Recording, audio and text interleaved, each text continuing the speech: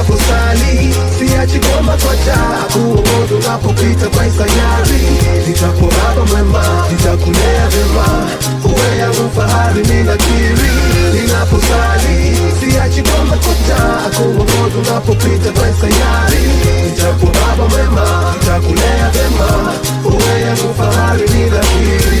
Mizo Rijali 29 Januari 2010 duniani ulipojiri, najivunia nakiri, najizi fahari unapotembea kwenye sayari. Haitaji za misuli, zidisha kutumia akili, achana na mabavu, kumbatia uaminifu, ng'ang'ana na usikivu, upige vita uvivu na kuamini we ni mjivu, mkakamavu shupavu, lazima uzile mbivu, usikate taarifu, Mola takuongezea ubunifu. Ulimwengu tambara bovu, chapa kazi kama siafu, alafu tapokuwa simdharau usiyemjua, usahau kupiga dua kila unapopiga dua. Imebeba mengi hii dunia, rafiki ni mkia wa fisi, wengi wanageuka masnitch, sanuko na pomwisi, hata Yuda alimgeuka Jesus, hivyo usipate simanzi my son. Kila ninaposali, siachi kuomba kwa Jah akuongoze unapopita kwa sayari.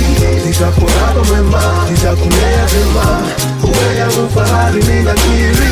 Ninaposali, siachi kuomba kwa Jah akuongoze unapopita kwa sayari.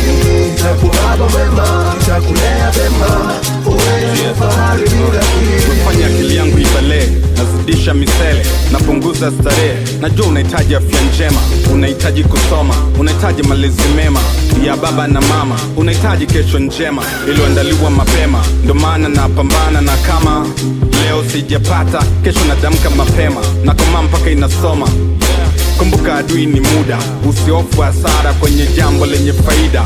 Kila unapoplani, usiruhusu kufeli, takuwa uliplani kufeli. Wapo wengi wanasema maisha ni kamari, mimi nakuombea kwa Jalali kila dakika ulambe jokeri. Wapo kibao kwenye mstari, wanasema maisha ni safari, na kila naposali nakuombea ufike shwari. My son, my FON, yeah. Kila ninaposali, siachi kuomba kwa Jah akuongoze unapopita kwa sayari. Nitakuwa baba mwema, nitakulea vyema, uwe yangu fahari ninakiri. Ninaposali, siachi kuomba kwa Jah akuongoze unapopita kwa sayari. Nitakuwa baba mwema, nitakulea vyema, uwe yangu fahari ninakiri.